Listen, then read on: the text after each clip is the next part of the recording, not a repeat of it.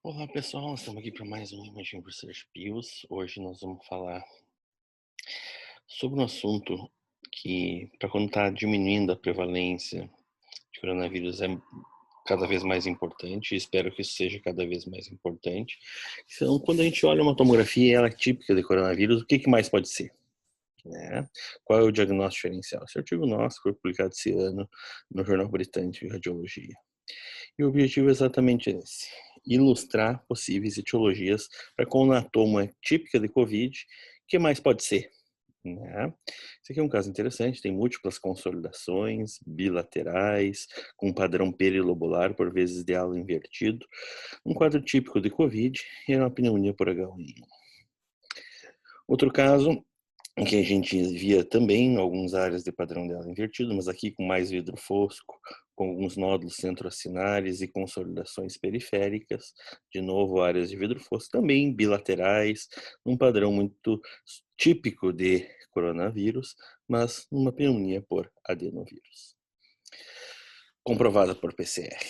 Outro caso em que a gente vê a famosa pavimentação em mosaico, que são áreas de vidro fosco com espessamento de septo conjuntivo, dispersas em ambas as corticais de ambos os pulmões, difusas bilateralmente, num padrão que hoje é considerado típico também de coronavírus, mas aqui era uma pneumocistose pulmonar.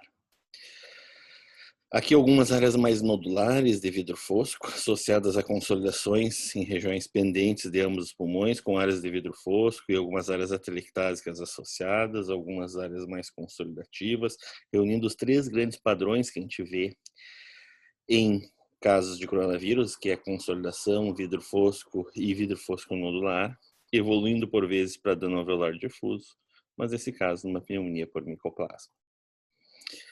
Outro caso aqui já muito bem desenhadas, áreas de halo invertido, que representam geralmente pneumonia e organização patológica, algumas mais de formato nodular, que é um achado também muito frequente nos casos típicos de coronavírus, e com algumas vezes nódulos consolidativos, como era esse caso, aqui num caso de uma doença subaguda crônica, de um diagnóstico de paracoccidioidomicose, que é uma micose endêmica no sul do Brasil. Um caso que aqui a gente só pode mostrar uma imagem no artigo, mas tinha duas imagens dessas, que é um vidro fosco periférico, com sinal do halo invertido, um padrão típico, mas num paciente tinha embolia pulmonar, isso na realidade era um infarto pulmonar secundário a uma embolia importante, né? Por vezes o paciente pode até ter coronavírus, mas essa era uma tromboembolia num paciente que não tinha coronavírus.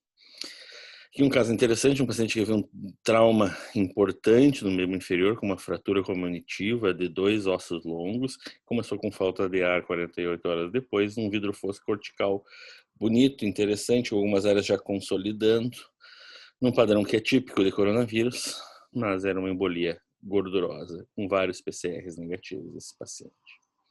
Outro paciente, de novo, padrão sinal do alvo, que está sendo por vezes descrito no coronavírus, um padrão difuso bilateral, com áreas de vidro fosco e áreas de consolidação, aqui num caso pneumonia em organização criptogênica ou idiopática.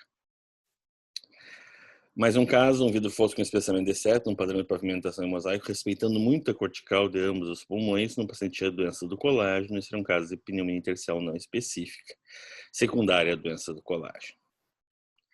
Caso interessante, um vidro fosco bem marcado cortical, que é o que a gente tem visto muito nos pacientes com achados imagéticos típicos de coronavírus, talvez o achado mais comum desse nicho de pacientes, e o diagnóstico de uma pneumonia eosinofílica.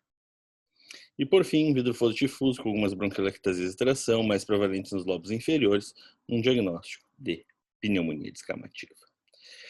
Bom, pessoal, espero que esse Imaging Research Pill tenha ajudado a ilustrar alguns diagnósticos diferenciais e nos vemos semana que vem.